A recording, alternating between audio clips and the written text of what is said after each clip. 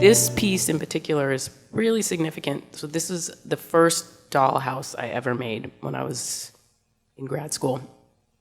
And I was fascinated by dollhouses, but they were often these kind of dream houses.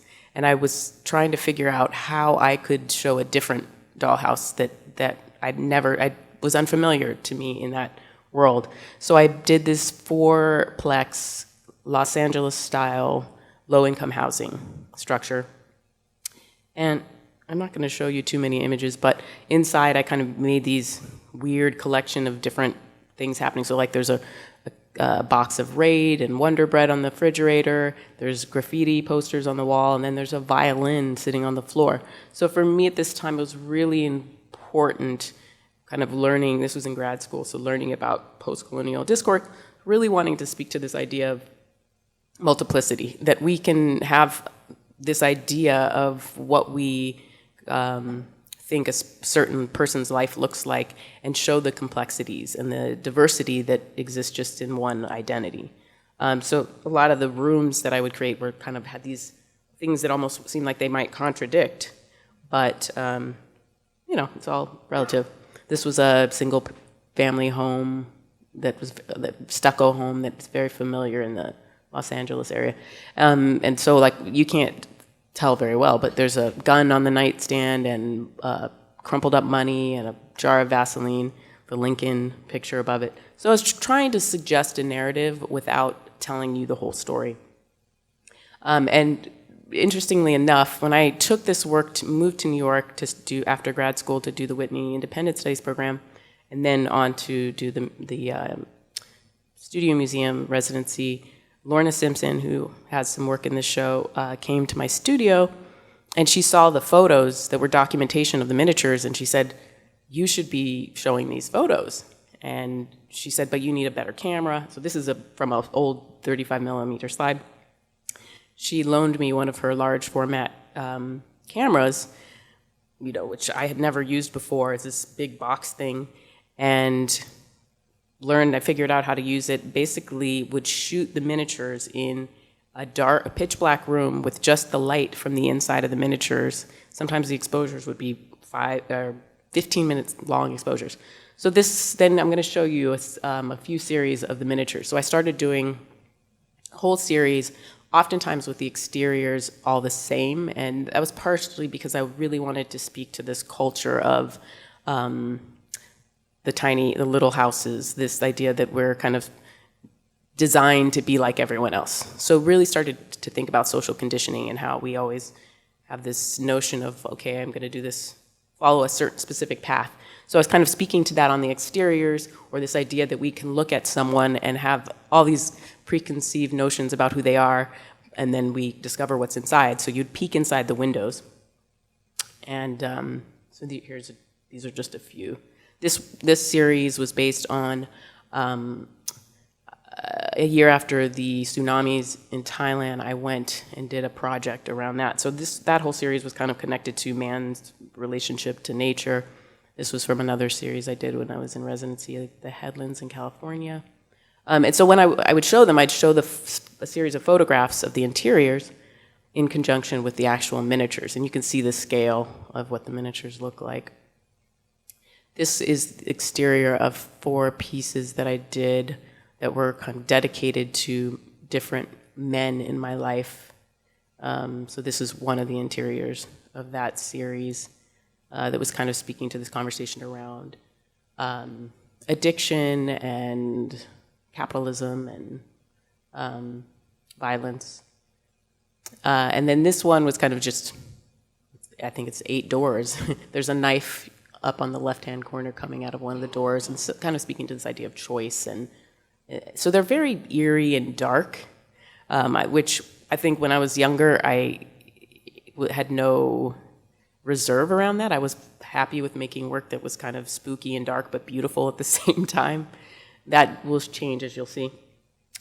This was part of the two-story brick row houses, Chicago row houses. This one on the bottom floor, this is one of my favorites actually, because there's the transportation planes are on the ground and the fighter planes in the air. And so the series was called Prefabricated Innocence. So it's really kind of talking about this play between what we think is innocence and what we think of as kind of the protector, but also the invader of that innocence.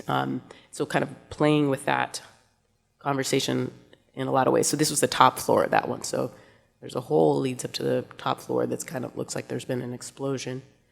And there's this whole series, there were a lot of spaces that were almost like theatrical sets, like you were looking at a play and imagining someone sitting in these spaces and telling you a story and doing a whole monologue. I'm really loving this idea of speaking to the beauty in aging, in decay. So you'll see as I continue that there's a lot of images that reference that. Or this one is just a soiled mattress on the floor in a really clean white room with an ashtray with a cigarette in it. And then downstairs I might have an image of it. There's another room. This has just got a series of silverware on the table. So it's kind of like I'm just inching into bringing in some kind of surrealist conversation in the work. This was the beginning of me kind of saying, okay, I don't want this to be a literal space, a domestic space that we say, oh, this is someone's bedroom, done.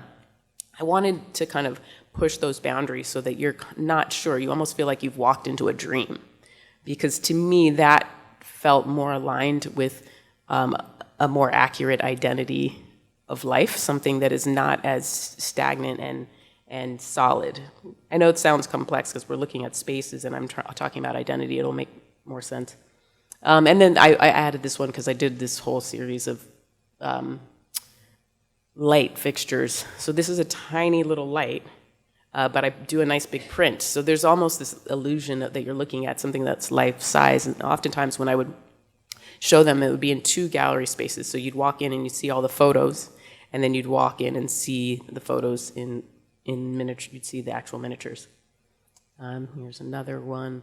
I really love the idea of something that we think is dirty, or we have this kind of negative connotation, and finding a way to light it in a way that makes it almost look beautiful. This is another one. This went downstairs to another floor. This was my miniature inside of the miniature. This one was kind of this weird side thought, kind of thinking about overpopulation and this really bizarre room that I put where it's just a globe in the middle and a lot of small bunny rabbits. This was part of the series, the Thailand series, and called Passing Shadows. Thinking a lot about afterlife and spirit, or this idea of ghosts. So you could see the carpets kind of going up onto the walls. It's also starting to get a little more surreal. In the background, there's a pair of shoes sitting on the floor. So this is also a lot. You can imagine these are all printed, these big, beautiful prints. Did three of these wall-hanging miniatures that look like this. You could open and close them. Here's the interiors, and this was kind of talking about, literally I could talk 10 minutes about each one of these, so I'm just going to leave it at that. So this was part of that series too.